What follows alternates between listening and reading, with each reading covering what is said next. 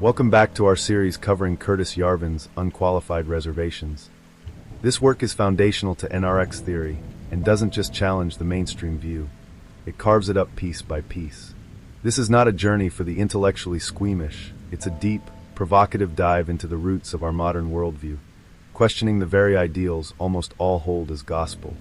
Yarvin argues that today's dominant ideological structures function like an orthodox religion, an unspoken decentralized system of faith dubbed the cathedral that shapes our politics, media, and culture without anyone questioning who put it in place or why. What if we've all accepted a narrative built on assumptions that deserve a second look to see what has been hiding in plain sight all along? What if our trust in modern institutions, from academia, the corporate media, and even the democratic system itself, has been totally and utterly misplaced? In these episodes, prepare to encounter ideas that might make you uncomfortable, but remember that Unqualified Reservations is not here to reassure you, it is here to provoke. Let's take a journey to inspect the inner workings of the cathedral. An open letter to open-minded progressives. Chapter 10, A Simple Sovereign Bankruptcy Procedure. Curtis Yarvin, June 19, 2008. Dear open-minded progressive, as we reach Chapter 10, it is time for some administrivia. First, we are switching to Roman numerals. At least past 10, they're just classier. Also, if anyone wants to provide design suggestions, or what would be even more super-duper graphics, logos, templates, free hosting, free money, free beer, or even just free parenting advice, they may of course contact me at the usual address, linked to over on the right. Point 1. I would note, however, that my email responsiveness of late has been unusually poor. In fact, it has been amazingly poor. For some reason I had entertained the idea that being chained to my daughter would enable me to actually catch up with the large number of extremely interesting and well-written epistles sitting unanswered, many a few months old, in my inbox. You see why UR is not a good source of financial advice. However, my daughter is 3 months old today, and her 8RA1N is growing like a prize melon. She pops out of the 0 to 6 month hats. She is firmly in the 6 to 9. She may not scream less, but it seems like she screams less. So I will attempt to work into the pile, probably in reverse order. Second, there is a second awful truth, which is that for my daughter's whole life, I haven't even been reading UR's comments section. This is a deed so shameful it is probably unknown in the Western world. In case you accept excuses, however, my excuse is that it is a sort of crude literary device. If it was written in response to its weekly feedback, which in the past has often proved much more interesting than the post, UR would be very different. Chattier, more bloggy, and I suspect less interesting. Or so I claim. We'll never know though, will we? I will even be brazen enough to suspect that if I were reading them, the comments would not be quite as good. I do get the impression they haven't degenerated into mindless web nonsense, puerile flamage, Jew-baiting and ads for spineless anal balloons. But if there is any such content, I of course disclaim it. After I am done with this series, I will edit out any and all stupid comments. If they are all stupid, there will be none left. Ha! As Terence Stamp put it, kneel before Zod. Kneel. I will, however, attempt a collective response to the non-stupid comments, unless they are so devastating as to leave me speechless. Please continue leaving them. You may not be enlightening me, at least not immediately, but you are enlightening others. And speaking of General Zod, if you are finally resolved to consider yourself a pathetic dupe of the mold, you are of course free to either describe or not describe yourself as a formalist, a reservationist, a restorationist, or even a MENCIUS. This last coinage sounds faintly ominous and evil, which of course is not true. MENCISm is all happiness, smiles, and light. In turn, however, be prepared for the fact that anyone can accuse you, with perfect accuracy, of neo-Birchery, post-phalangism, pseudo-Hobbesianism, or even rampant moldbuggery. To paraphrase Barack Obama, if you don't have a knife, don't start a knife fight. If I had to choose one word and stick with it, I'd pick restorationist. If I have to concede one pejorative which fair writers can fairly apply, I'll go with reactionary. I'll even answer to any compound of the latter, neo-reactionary, post-reactionary, ultra-reactionary, etc. So when I call someone a progressive, what I mean is that his or her creed is more or less the direct opposite of mine. Of course, we both believe that the sky is blue, apple pie is delicious, and Hitler was evil. And since we are both polite, mature, and open-minded people, we can converse despite our disagreements. But just as there is no such thing as a progressive reactionary, there is no such thing as a progressive restorationist. Or vice versa. I am comfortable using the word progressive because, and only because, I know of no significant population of English speakers for whom it conveys negative connotations. Similarly, when speaking not of the ideas but of the set of people who hold these ideas, or as they like to put it, ideals, the name Brahmin is time-honored and non-pejorative. This is not a reference to the Tambrams. In fact, there is a fine practical definition of Brahmin in this video, which is long, 15 minutes, but I feel worth watching. Barack speaks to HQ staff and volunteers. This is, of course, internal video from the Obama campaign. I don't think it was leaked. I think it was intentionally published, and so it has to be taken with a grain of salt. However, the people in it are all their real selves. For once, they are not acting. I recognize the meeting. It reminds me a lot of the first post-IPO meeting at the tech bubble company I worked for. There is one main difference: a few more blacks, and nowhere near so many Tamils. A few more, and the camera eye hilariously stalks and pounces on all the diversity it can find. But it cannot conceal the horrible truth. Almost everyone inside the Good Ones campaign is white. Maybe 1 in 15 is black. Maybe 1 in 20. Definitely not 1 in 10. And I suspect many of these hold positions for which melanin is a job requirement, i.e., working with the community. And weirdly, given this explanation, there are no Mexicans. Okay, maybe 1 or 2. The video is grainy. It's hard to tell a Jeremiah Wright from a Cuauhtemoc Cardenas. But I live in San Francisco. I am quite accustomed to encountering a progressive population with a strong Atlantic contingent. SF State is, after all, the home of the notorious Third World Strike. And I ain't seeing it. And isn't that maneuver with Patty Solis Doyle charming? Doesn't that just show you the maturity level of the whole organization? Bell curves being what they are, you need one thing to achieve the Obama team's rarefied whiteness: an ultra-competitive, race-neutral employee filtering process. These people could be the audience at your average Google Tech Talk. Everyone in the room, whatever their skin color, is not just a Brahmin but a high Brahmin, a status held by anyone obviously smart enough to get a PhD, MD, etc. from a top school. There is no mainstream American university whose general student body is anywhere near this segregated, or anywhere near this 31337, I suspect. I wonder why that is. Isn't it curious, then, that so much of Obama's support should come from our wonderful universities, to which diversity is so important? Surely, dear open-minded progressive, one can disagree honestly on whether employment decisions should be made on the basis of skin color. It is after all a humane ought. Given how unusual the idea of racial preferences for colored people would have sounded to the Americans of, say, 1908, don't you find it a little unusual that there should be so little variation in all of these supposedly independent decisions in humane ought space, as produced by our glorious variety of supposedly independent universities? But I should be fair to pre-President Obama, whom I really like calling the good one. I feel that if this locution could be persuaded to spread, it might be of some benefit to humanity. Needless to say, I don't mean it satirically, because after watching the clip above, my impression is that the good one is exactly that, good. That is, he is good at his job, which is all you can ask of anyone. More precisely, he talks like a competent manager. If I were working at a startup and I had a boss who gave pep talks this good, I'd feel quite comfortable with the administration. Management is more than just talk, but can you call the Obama campaign anything but a successful operation? The graphic design alone is brilliant. There is only one problem.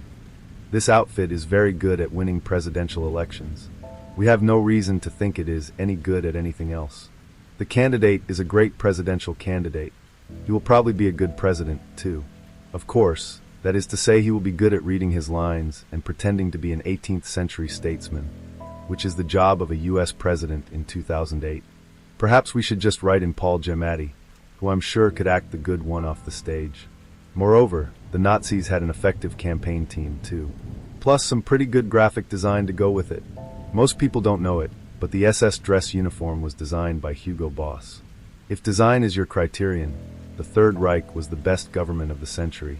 In fact, even if architecture is your criterion, I will take Nazi architecture over progressive architecture, any day of the week and twice on Sundays. And since the quality of architecture is indeed a good rule of thumb on which to judge the general quality of government, this is worrisome indeed. But all it means is that the case is an exception to the rule. Like anyone with any sense, I'd rather be governed by progressives than by Nazis. Nazis matter because a Nazi-like outcome is the most catastrophic failure mode of any restoration effort. Restorationism is to fascism as a bridge is to a pile of rubble in the riverbed. Bridge collapses can be dangerous and unpleasant, but that doesn't make bridges a bad idea. But comparing one's enemies to Nazis is old hat. Progressivism has a much better match on the other pole of the totalitarian continuum. The meter lights up like a Christmas tree, and the little arm goes all the way to the right. Or left, as it were. Recently in a used bookstore, I found 5 issues of Soviet Life from the mid-late 80s. I had not previously been aware of this publication. I find it quite revealing. Unfortunately for me, but fortunately for you, someone has already scanned 3 whole issues of Soviet Life. So I will not bore you with my endless, Gollum-like chortling over this bibliomanic coup. But I thought it'd be fun to share one sweet little piece from January 1986. Of course, this is a news story, not an ad. No advertisements sully the pages of Soviet Life. Georgian plastic surgeon Dr. Vakhtang Kutsidze helps people look younger. Just look at Edith Markson. Would you believe she is 72? Of course not. She is an attractive woman who looks many years younger than her actual age. That's what happens after treatment with Dr. Kutsidze, many of his satisfied patients maintain. Edith Markson, who has spent several years in the Soviet Union, heard about Dr. Kutsidze's skillful hands when she was in Tbilisi visiting a few of her theater friends. It was then she decided to have cosmetic surgery, particularly since, as she told local reporters, a facelift would cost several $1,000s back home in the States. In the USSR, the operation costs from 30 to 100 rubles. I'm an ordinary American, Edith Markson said, and I'm not responsible for official policy making. Making friends with people from many countries is the best human politics. And now I've added Vakhtang Kutsidze, the Georgian doctor, to my list of friends.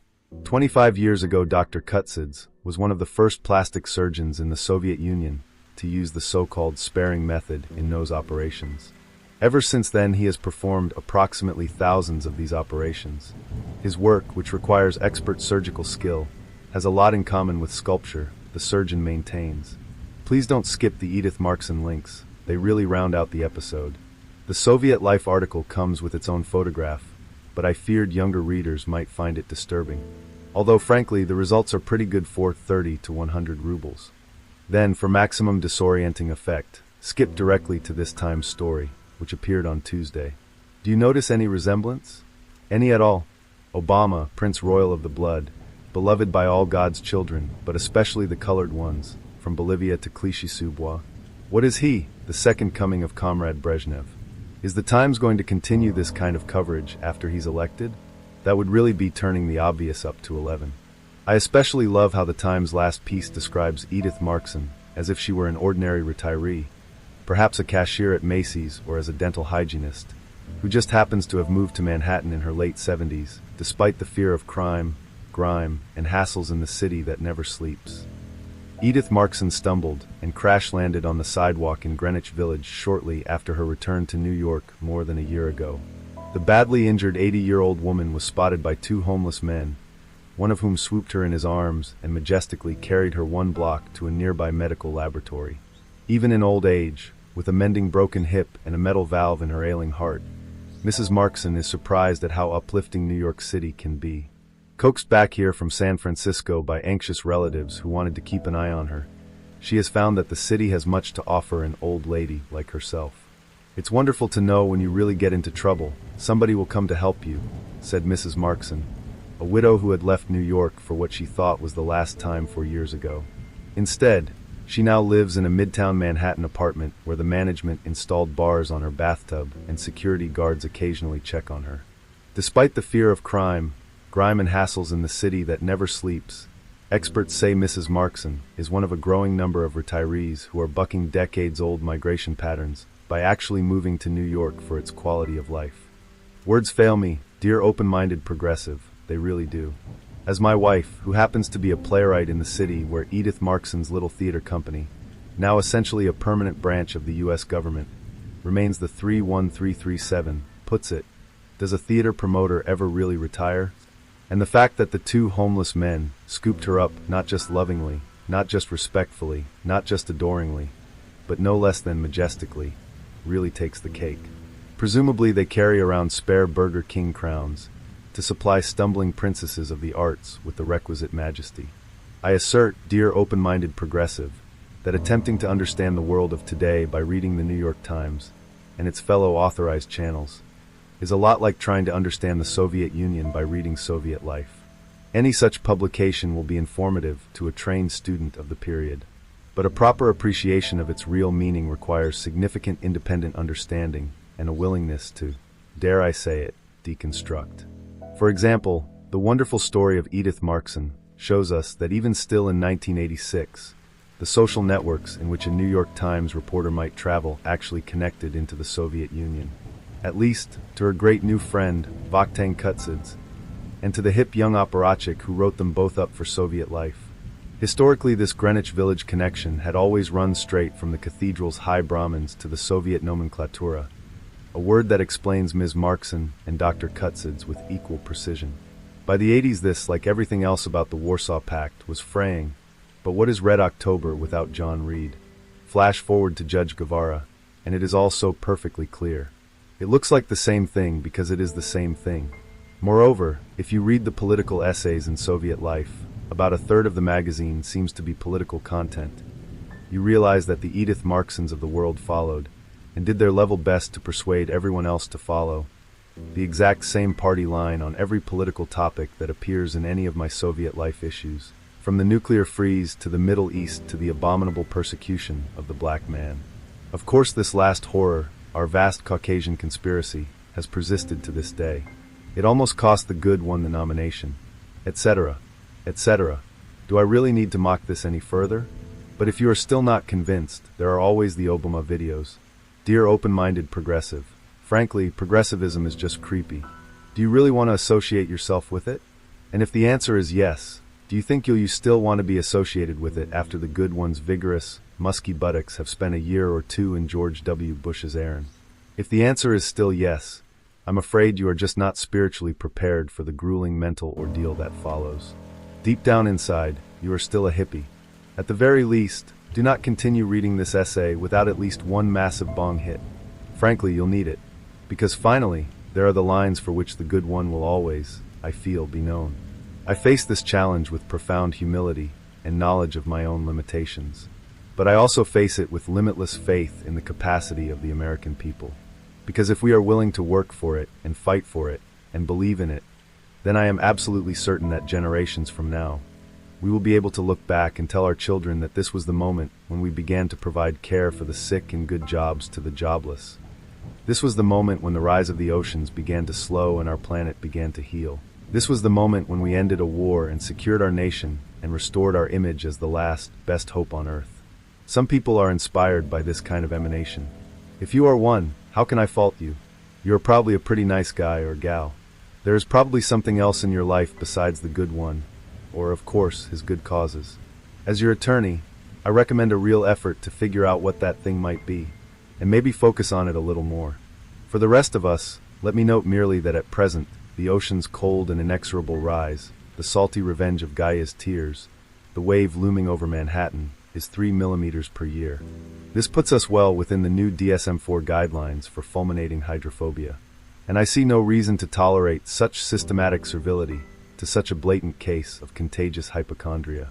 This suggests a trivial test, a sort of pons asinorum, for any potential restoration. I suggest that as its initial act, any responsible and effective transitional government will set its tone and establish its good faith by assisting the good one, along with his wife, his people, his wife's people, and frankly anyone who for whatever reason chooses to accompany him, to transfer their lives, pleasantly and with a minimum of personal disruption, to the good one's scenic paternal homeland, the great African nation of Kenya. It's entirely possible that Kenya will demand compensation for accepting this crowd. While hard to count in advance, it could easily number in the millions. If so, there is a simple solution. Ask the Kenyans how much they want and pay it. Think of it as a small but symbolic reparation for the vast tragedy of post-colonial Africa. Of course, there would be no hard feelings on either side of this expatriation. In fact, the Kenyans might well make the good one president for life. His people, the Luo, are riding high these days, and I actually think the good one might prove a wonderful ruler of Kenya, which if troubled remains one of the most beautiful countries on earth. 4 open-minded progressives who doubt that deporting political opponents has anything to do with responsible, effective government. The value of selective relocation as a security measure can hardly be doubted, of course. I have a question for you. I'm going to play a magic trick. I'm going to pick a historical period in the recent past, in the memory of many of those now living. And I'm going to pick 2 sources of information. To you, source A will be a source of automatic, near-absolute reliability. To you, source B will be a blatant outlet of mendacious propaganda, produced by some of the nastiest people in history. But on the major issue on which the 2 disagreed, hindsight has provided an answer. At least in my opinion, it is impossible to argue the proposition that source A was right and source B was wrong, and it is trivial to argue the converse. To even debate the issue is a sign of complete detachment from reality. Quite simply, B was right and A was wrong. Even Professor Burke admits it. Our period is 1965 through 1980. Our source A is the International Press Corps. Our source B is the Rhodesian Ministry of Information. Our issue is the perspective of post-colonial African governments in general, the liberation movements in specific, and Robert Mugabe to be exact. Dear open-minded progressive, if you can produce any explanation of this trust failure, which is coherent, scholarly, realistic, and consistent with progressive ideals, I will admit defeat. Please do remember that extraordinary claims require extraordinary evidence. I don't like to hear hypotheses that involve UFOs, international Jewish conspiracies, Freemasons, or the like. In fact, let's wail on UR's favorite crash test dummy, Professor Burke, for a little while here. As I've said, this man, an assistant professor at Swarthmore, is my current case study for the fundamentally and irreparably evil character of the cathedral. He comes across as a perfectly nice guy, of course, and I suspect that's exactly what he is. So was Albert Speer, who once wrote that you can't expect to recognize the devil when he puts his hand on your shoulder. You probably think it's excessive to compare Burke to Speer. Oh no, think again. The really major thing, I think, is that the Soweto uprising of 1976 and subsequent campaigns to make South Africa's townships ungovernable put the apartheid regime under what proved to be unbearable pressure, largely on the pure grounds of resource limitations. The apartheid state simply couldn't cope in the end with the demands that ungovernability put upon it, even when it put up a pretty good show of having everything under a tight authoritarian lid. Few of us saw this clearly in 1986 to 87 precisely, because the state was putting on such a good performance, but underneath, the leadership was increasingly seeing collapse as inevitable. Let's review what led to ungovernability. The vast majority of the population without any vote or democratic outlet. An authoritarian state that legally defined almost all dissent as terrorism and gave itself entitlement to retaliate against dissent with imprisonment, torture, and murder. A state which routinely censored all media. A state which ignored property rights of most of its citizens. In short, a state which was in every respect the antithesis of liberalism, in which there was literally no avenue for democratic or liberal protest for the vast majority of its citizens. Let's review what ungovernability consisted of. Refusal to cooperate with any institution controlled directly or indirectly by the national government.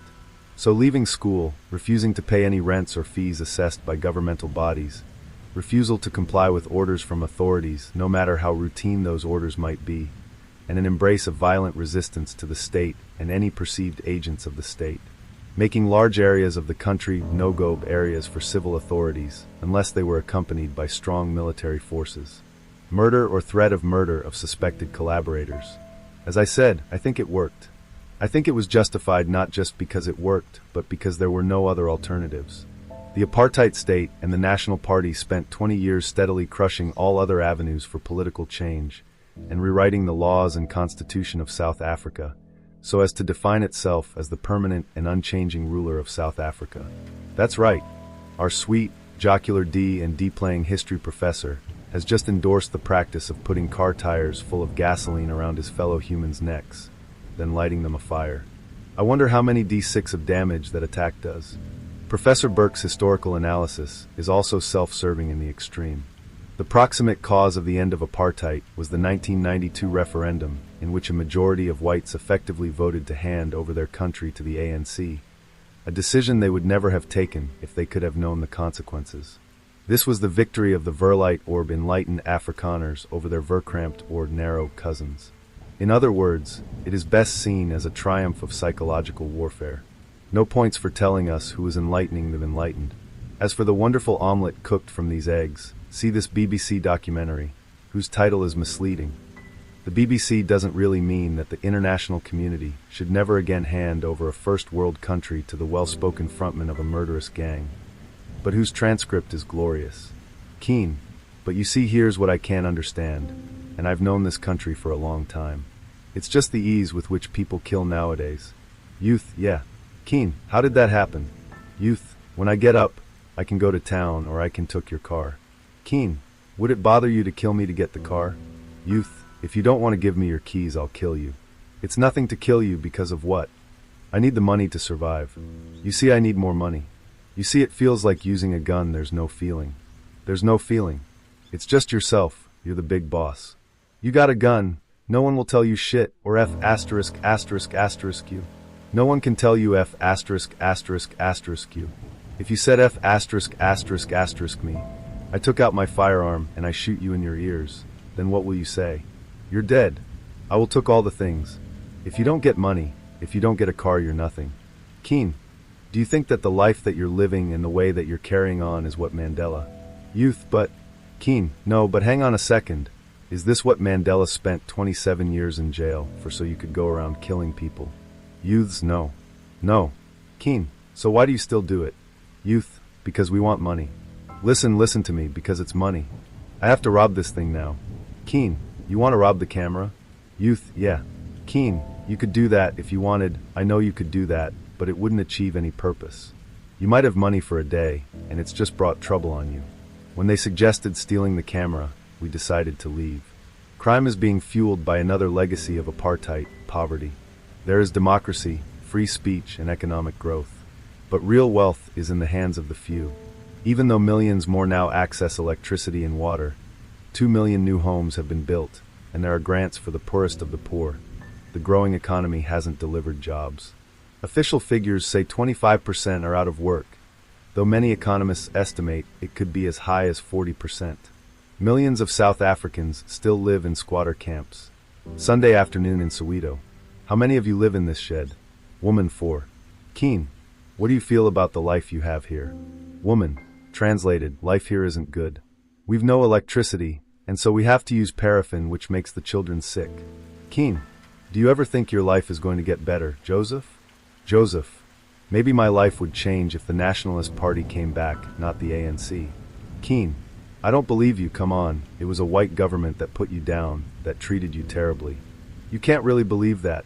Joseph, but in terms of work, they didn't oppress us. We didn't struggle for work then. Keen, now do I really think that he is serious about wanting a white government back? I don't think so. Not back to the days of forced removals and passbooks and all of that. But I'll tell you what it does do. When you listen to somebody expressing that kind of anger and frustration, you really get a sense of how the ANC, the people at the top, the elite, have drifted away from their core constituency, the people of the squatter camps South Africa's dispossessed. The ANC has indeed drifted away from its core constituency. But that constituency has nothing to do with Joseph or youth. It consists of Fergal Keen and Timothy Burke, and of course, a few others like them. Unlike Albert Speer, all these individuals are replaceable. What we're seeing here is a power structure which has lost its connection to reality. Its rulers consider it the most ethical and responsible system of government in human history. In fact, it is morally and intellectually bankrupt. The dollar, like so many of the world's greatest, inspires at first sight interest but hardly affection. From a casual study of the monetary controversy now raging in this country, I had been led to expect that the dollar was a gold dollar, and that Mr. Bryan wanted to turn it into silver. It cannot be too widely known that the dollar as he is spent is neither gold nor silver. He is a piece of paper. Not only so, but often a very worn and dirty piece of paper at that. It is astonishing how a dollar will age in 3 or 4 years. True, the paper reflects the greatest credit on its inventor. It never tears, though perhaps this is because no strong man ever really tries to tear it. Still, it is but a piece of paper after all. It bears on its weather-beaten face an inscription to the effect that there has been deposited in the treasury of the United States 1 silver dollar, which will be paid to the bearer on demand. Others of the breed merely assert that the United States of America will pay $1, without specifying its material. The mysterious philanthropist who deposited the silver dollar apparently prefers to remain anonymous, while where or how you cash it is left equally dark. It must certainly be somewhere in Washington, whence the United States of America date their promise, but the American eagle is too old a bird to give any more precise address. The dollar, so far as my experience goes, is always illustrated, usually with a vignette photograph of some eminent citizen or other, occasionally also with scenes from the life of Columbus or some other appropriate subject. This gives an aesthetic as well as a commercial interest to the dollar, which cannot be too highly prized. Its nominal value is 4s. 2D. What we see in Mr. Stevens' snarky reporting from 1898 is a currency in the middle of the transition from old-fashioned warehouse receipt to our modern, up-to-date Federal Reserve note, or grubnik. From the accounting perspective, what is a grubnik? The answer is simple. It is not a receipt because it does not denote title to some stored object. It is not debt because it does not denote an obligation that is canceled by some delivery. Therefore, it can only be equity. A grubnik, in other words, is a share. It is a fraction of some great total right. We do not know exactly what it is a share in, because we do not know what rights you would control if you had all the grubniks in the world. If you managed to buy up all the Federal Reserve notes in the world, do you own the Federal Reserve? If you get your hands on all the grubniks, are you the sole and undisputed owner of Albonia? These questions are without meaning. In other words, we can define fiat currency as dubious equity. Owning a grubnik is like owning a share in Yukos. If you own all the shares of Yukos, you own a lawsuit against the Russian government. What is this worth? It's up to the Russian government. At present the answer appears to be nothing, but Putin might always change his mind. What we do know is that every dollar is equal to every other dollar. Every $5 bill has the same value, whether in dollars or gold or crude oil, as 5 $1 bills. Note that exactly the same is true for grubniks, Yukos shares, etc., etc. Whatever they may be worth, more accurately exchangeable for, they are amenable to mathematics. Thus, if there are $1 trillion in the world, and we accept the dubious assumption that if you own all the dollars you own the Federal Reserve, each dollar is a right to 1/1,000,000th of the Federal Reserve. Perhaps this is obvious, but it implies some corollaries. 1. Creating new dollars does not affect the value of the Federal Reserve, however we choose to measure that value. Nor does it affect the value of Albonia, Yukos, or any other right. It is common or garden variety stock dilution. Dilution is often more convenient than transferring shares from old owners to new owners, but the principle is the same. If there exist $1 trillion and we print 10 billion new ones and give them to X, the effect is just as if we replaced each dollars held by anyone but X with 99 cents, added up the spare cents, and gave them to X. Now we can see just how screwy the accounting system of Albonia is. Imagine a company which chooses to denominate its accounting in its own stock. Say Google valued its assets, such as its buildings, in Google shares. Its debt would be promises to pay Google shares. If it paid dividends, each share might spawn 0.05 new shares. This would be truly perverse accounting, but it would not be as perverse as a system in which Google ran its numbers in terms of shares in an internal tracking stock which represented a subsidiary whose assets and liabilities were not defined at all. That's fiat currency for you. To restructure this bizarre financial teratoma, we need to A. Fix the number of grubniks in the world, and B. Define the rights divided among all grubnik holders. B is easy. We convert grubniks into proper Albonian equity. In a liquid market, Yelbio shares can be converted to gold, crude oil, Hummel figurines, or any other commodity. The only question is, if you start with fraction X of all the grubniks, what fraction of all the Yelbio shares do you end up with? Let's say, quite arbitrarily, that a third of the equity in Yelbio will go to present grubnik holders. A is more interesting. Why don't we know how many grubniks there are in the world? Isn't each one numbered? Indeed, each one is numbered. But the Albonian Reserve has the power to create more grubniks, and it always uses this power when it has to. Thus, when Albonia promises you a grubnik, that promise is worth exactly as much as a grubnik, because there is no reason for Albonia to break its promise. But there is also no constraint on Albonia's ability to promise more grubniks than it has actually created. Thus we have two kinds of grubniks, actual grubniks and virtual grubniks. If Albonia is anything like America, the latter vastly outnumber the former. For example, when you deposit $1 in a bank, you do not own $1. You own a promise of $1 from the bank. The bank is not the Federal Reserve, but via the FDIC, the Federal Reserve, insures your bank. The FDIC owns very few dollars, certainly not enough to protect all the banks in the world. But the Fed can print as many dollars as it likes. So your dollar deposit, because it is backed by a chain that ends in a virtual promise from the Fed, is risk-free. A treasury bond is risk-free for the same reason. Uncle Sam is implicitly backed by Uncle Sam's own printing press. Thus, the bond is equivalent to a specialized kind of dollar bill, one that says not valid until a certain date, the date when the bond matures. In the world of equity, this is what we call restricted stock. Only a market can tell you how many Grubnicks a restricted Grubnick will trade for, but a restricted Grubnick is still a Grubnick. Obviously, this is a financial Rube Goldberg machine. It can only be understood historically. Fortunately, there is a simple way to get the virtual Grubnicks under control. 1. Find all the assets, such as bank deposits, whose price in Grubnicks is protected by Albonia's power to print new Grubnicks. 2. Print the Grubnicks and buy the assets for their formal price. 3. Fix the number of Grubnicks outstanding. 4. Convert Grubnicks to Yelbio shares as desired. 5. Sell the assets you nationalized, exchanging them for whatever monetary commodity your new accounting system uses. Let's say it's gold. Doing this right will involve creating a lot of Grubnicks. The best way to rationalize this is to understand that these Grubnicks already exist. They just exist informally, and we need to formalize them. At present, for example, the US owes about $10 trillion in debt, in a world that contains less than 1 trillion actual dollars. Unless you are accustomed to the presence of virtual dollars, these numbers simply make no sense. In the uneducated folk economics by which policymakers make their rule-of-thumb decisions today, this is held to be inflationary. The general assumption, made more on the basis of sympathetic magic than anything else, is that more Grubnicks means higher prices. But this is not true when we replace virtual Grubnicks with real Grubnicks, because the change is portfolio neutral. Your loan of 1,000 Grubnicks to the bank is replaced by 1,000 actual Grubnicks. Thus, you have no more or less money. Thus your spending patterns do not change.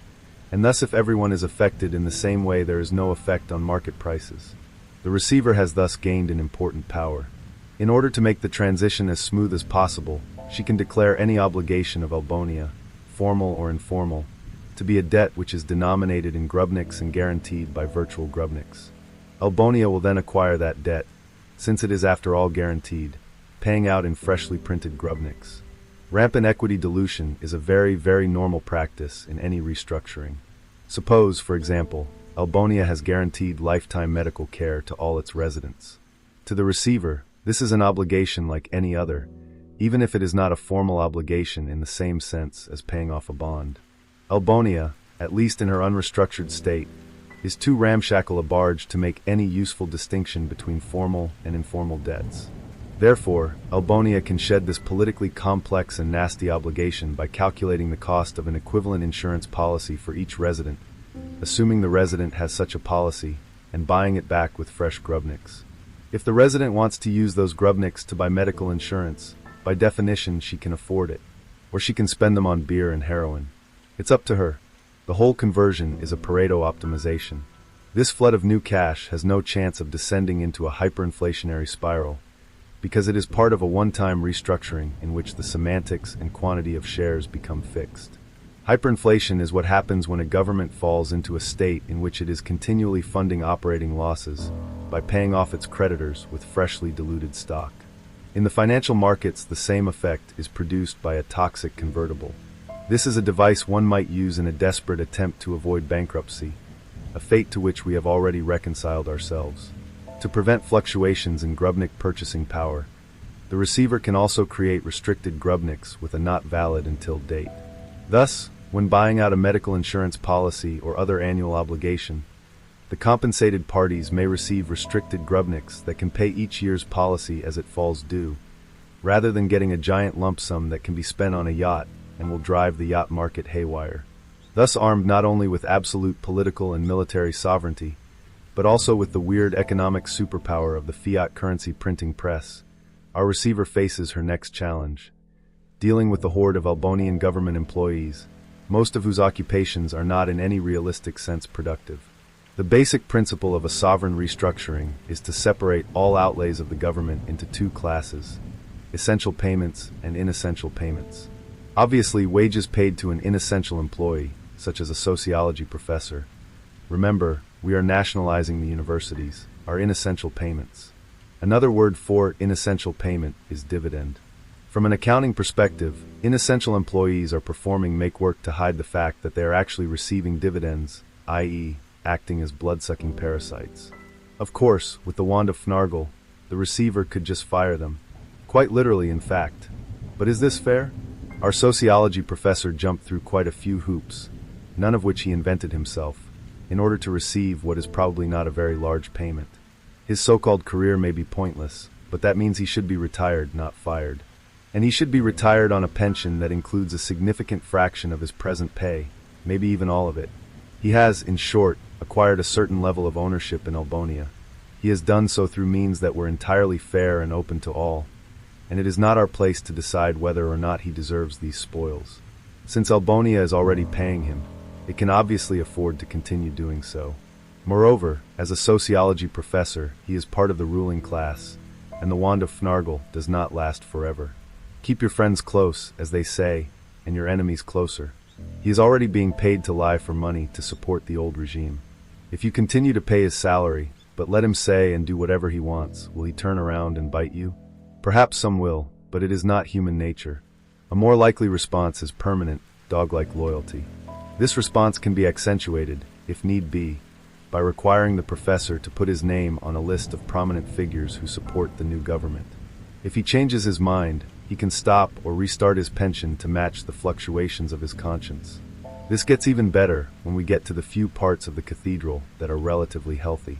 One example is biomedical research, which requires delicate and expensive toys, and so commands a considerable amount of funding over and above faculty salaries. To destroy the institutions while making the researchers very, very happy, simply make everyone's grant or stipend their own permanent property. Divide the funding among the whole team, right down to the grad students. Result: a class of financially independent researchers who can work on whatever they want, wherever they want, sans paperwork. Perhaps a few will decide they don't care about curing cancer and do care about living in the south of France, but they will not be the cream of the crop. Is there anyone who really believes that the grant review process adds value or improves the quality of science? The receiver has thus brought order to Albonia's books. Essential expenses, spending on goods and services that are actually necessary to maximize the Albonian revenue, turn out to be a small proportion of budgetary outlays. The rest is profit. Albonia, as we always knew, is massively profitable. The receiver's goal is not to redirect this profit, although she can redirect it if need be, but simply to understand it. Who is profiting? How much are they profiting? We find these profiteers, who in many cases are not wealthy fat cats, but philanthropists who provide vital services to the needy, and exchange their informal commitments for formal securities, i.e. grubniks. We eliminate any make-work or other pointless camouflage that may have been used to disguise the profit relationship, and everyone is happy.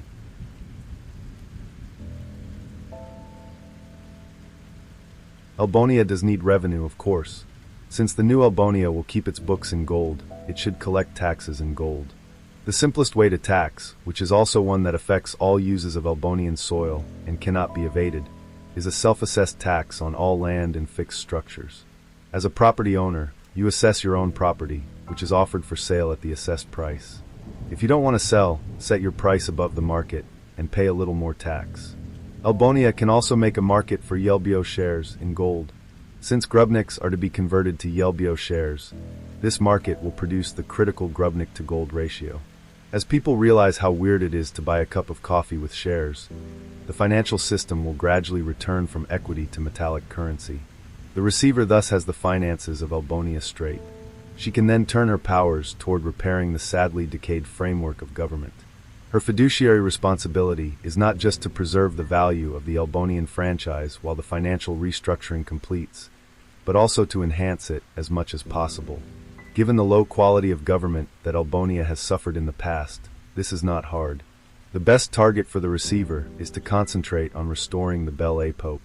This implies that in 2 years, A. all systematic criminal activity will terminate. B. anyone of any skin color will be able to walk anywhere in any city, at any time of day or night. C. No graffiti, litter, or other evidence of institutional lawlessness will be visible. And D. All 20th century buildings of a socialist, brutalist, or other anti-decorative character will be demolished. We can see how far the US at present is from this goal by this awful, hilarious story in the LA Times. I simply cannot muster the mockery to do justice to this piece. Read it all. Well, if I tell you who shot Ray Ray, I'll never work again in this community. Indeed. Meanwhile, elsewhere in the basin, loose-knit bands of blacks and Latinos prowl the streets, looking for people of the other color to shoot. Visit South Africa before South Africa visits you. This is just over. It doesn't work. It's done. Stick a fork in it. First, the receiver recognizes that this is a military problem. These gangs are militias.